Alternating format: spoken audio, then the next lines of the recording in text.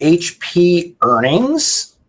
Daniel, we can move to Chiron here. So this quarter was really, yeah, no, I appreciate that. This quarter was really about EPS, printer growth, and PC profitability.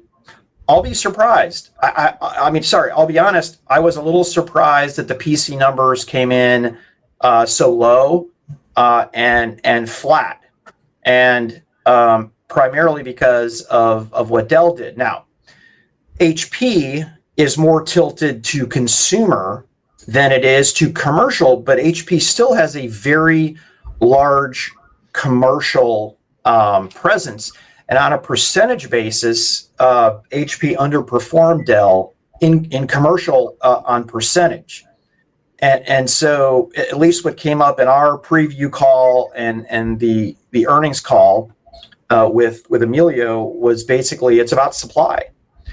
And essentially that they have a full quarter of backlog out there, which is extraordinary. And a typical backlog in a normal pre-COVID state is about 2 weeks. And I can't help but to think, Daniel, like, when there was HP, which was data center plus client, there are a lot of people saying, how will HP and HPE deal with the supply chain? Because their supply chain is going to be a lot smaller. And I don't know if this is proof positive, but I think this is the third quarter that we've heard from HP talking about supply chain challenges when companies like Dell and Lenovo, they're also citing challenges, but they're kind of muscling through it. Yeah, it is interesting, Pat, because based upon Enrique's comments that we were able to kind of hear from him. By the way, sorry, I said Emilio. My mistake. Yeah, absolutely. No, moving fast. But based on Enrique's comments, he basically, cited a full quarter of backlog, quarter, which I think was like quick math, 6 to 8 times normal. Yeah. Effectively, the company would have been in a strong double-digit growth based upon the demand if they were able to fulfill that demand. Clearly, the companies you mentioned that did see those double-digit growth rates in PC did it based upon being able to fulfill and having, still significant but not full quarter backlogs.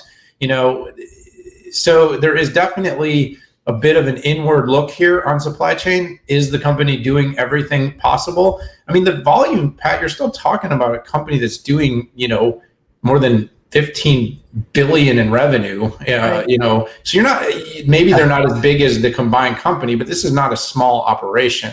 I think, as you suggested, the commercial numbers, I'd like to maybe looking in that backlog is, were there as significant of commercial numbers and growth? Because that seems to be where the demand and that immediate fulfillment is going.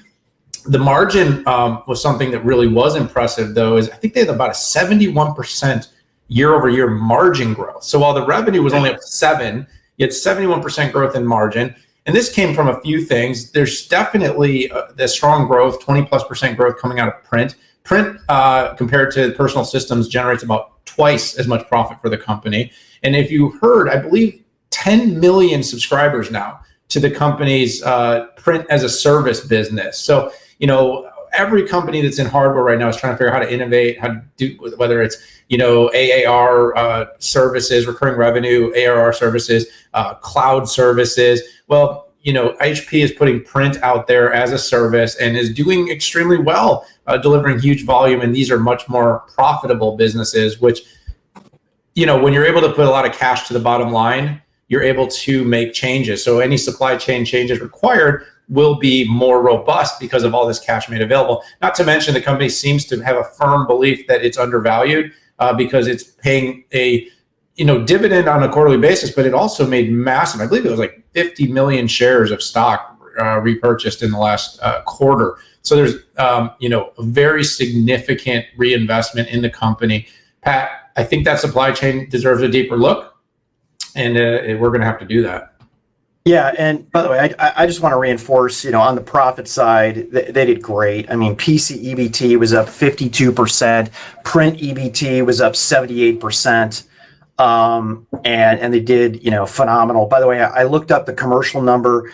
Commercial PCs were off 1%, where I think Dell was in the 30%, 30% growth.